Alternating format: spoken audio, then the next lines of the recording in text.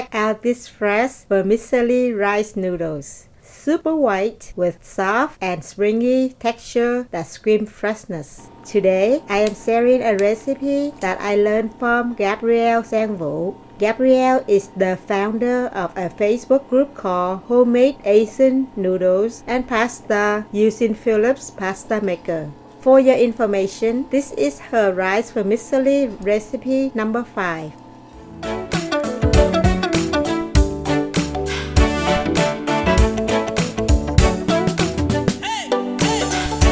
This fresh rice vermicelli is good for both dry and soupy noodle dishes. Let's see how well they do in this super duper hot bún riêu broth. Oh, by the way, in the next video, I will be sharing with you guys how to make this delicious seafood, crab and shrimp bún riêu. Anyhow, the fresh rice vermicelli has been soaked in this tomato seafood broth for at least 10 minutes, yet its integrity is still intact. The strings of rice vermicelli are so springy with no sign of swelling nor breakage.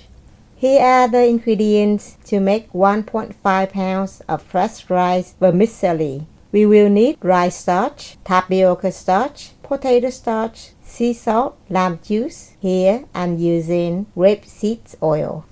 Today we will be using 3 starches to make amazingly fresh rice vermicelli without the need for Xanthan Gum. For rice starch, I highly recommend using this Vĩnh Thuận brand from Vietnam. We may use whatever brand we have for the other 2 starch. However, I'm using this tapioca starch from Thailand and this potato starch from the Netherlands. Making good fresh Asian noodles is quite different from making pasta. We need a few basic tips and tools so we can prolong the life of our Philips pasta maker. When making any type of Asian noodles, we need to use a shaping disc with the biggest holes for the very first extrusion. Discs with big holes will help the machine from overworking because the first extrusion puts extra load on the machine, especially when we are dealing with tapioca starch or when the flour plant is too wet or too dry. Here I'm using this 4mm disc, but you may use whatever disc you have that has the biggest hole. To clean the discs, I often use this jumbo meat skewer and toothpicks because they fit the clothes very well. For tougher tasks, especially when dealing with tapioca starch, this nail cuticle pusher is very helpful. Bring this pot with 2 cups of filtered water to a boil over medium-high heat. While waiting for it to reach a rolling boil, we can go preparing the flours. Add the whole bag of rice starch into the mixing bowl. Tare to 0. Add 100 grams of tapioca starch, half teaspoon of sea salt, and give it a good mix. Tare the scale back to 0 again. Add 250 grams of super duper boiling water. After that, use a spoon to add another 5 grams. Allow the flour to be cooked for about 30 seconds.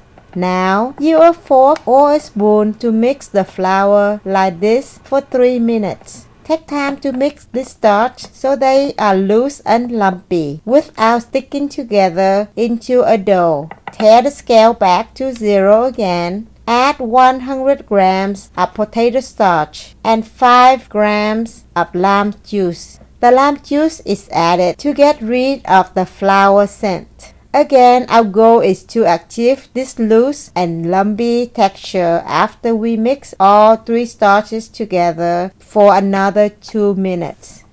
Even though the flour looks quite loose and clumpy, however, it will stick together and form into shape when we do this. But when we gently press it, it will become loose and clumpy again. This is how we know our starch mixture has the correct water ratio, not too dry and not too wet.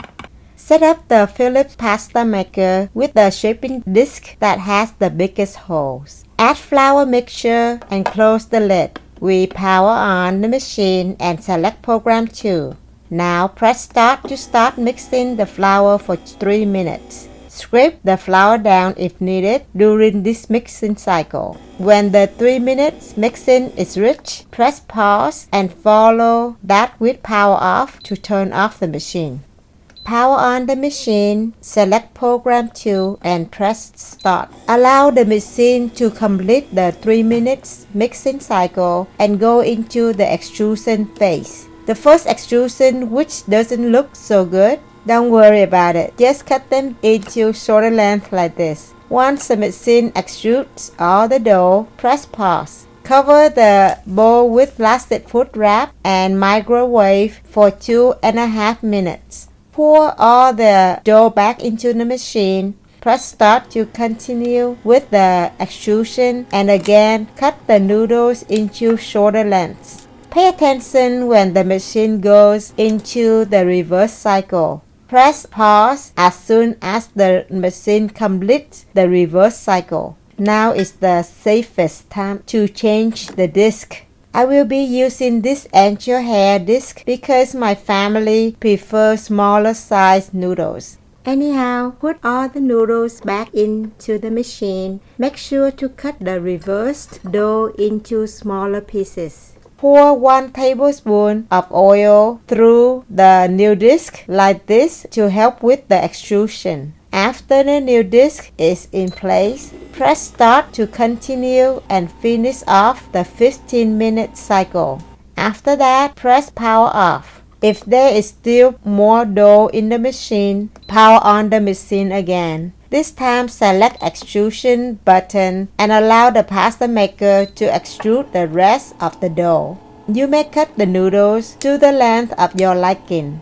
I like to cut mine about 20 inches long. Remember to separate the noodles at the cutting points. I also like to divide each bun into 2 and form them into 2 rounds like this for easy storage. There are a few ways to store the fresh rice vermicelli. However, I like to store them in the freezer using a Ziploc bag or sometimes in an airtight container like this. Please share with me in the comment down below your favorite way to clean the disc. Currently, I like to clean them when the dough is no longer wet but not completely dry. The jumbo meat skewer is perfect to clean the disc with bigger holes. For smaller hole discs, I often use toothpicks for the task. I like to use the cuticle pusher for stubborn dough, but I need to be careful not to damage the mold of the disc. Here's my take for cooking Vietnamese vermicelli rice noodles. Bring a pot or 4 quarts of water with half teaspoon of salt to a boil over medium-high heat. Once boiled, add 2 tablespoons of distilled vinegar and bring back to a boil. Add the fresh rice vermicelli. Here I cook only 14 ounces, which is about half of what I made earlier. Since these are small size fresh noodles, I only cook for about 2 minutes or as soon as they float up and give them a quick stir. Transfer the pot to the sink and cover with the lid for 1 minute. Test for doneness. We will drain and rinse with cold water to stop the cooking process. Wash and rinse the noodles with cold water very well a few times until we can no longer feel the slimy texture. Look at how rough I washed the noodles, but they are still flexible and springy with no sign of breakage. We need to wash and rinse the noodles until the water runs clear. We can form the cooked noodles into balls of yarns like this and allow them to air dry. In Vietnam, we call this beautiful opaque white vermicelli rice noodles as bún. To be honest, I really don't know how to describe this amazing texture of this fresh vermicelli rice noodles. They are soft and al dente, yet springy. Also, I describe them as jiggly and slurpable. All I can say is that my family prefers this fresh bún 100 times over the dry store-bought one. The enjoyments when eating homemade Asian noodles are priceless and worth all the time I have spent in making these Vietnamese vermicelli rice noodles. Thank you so much for watching and happy cooking for your loved one. Please remember to like this video and share it with your family and friends. See you guys next time. Chào cả nhà nha.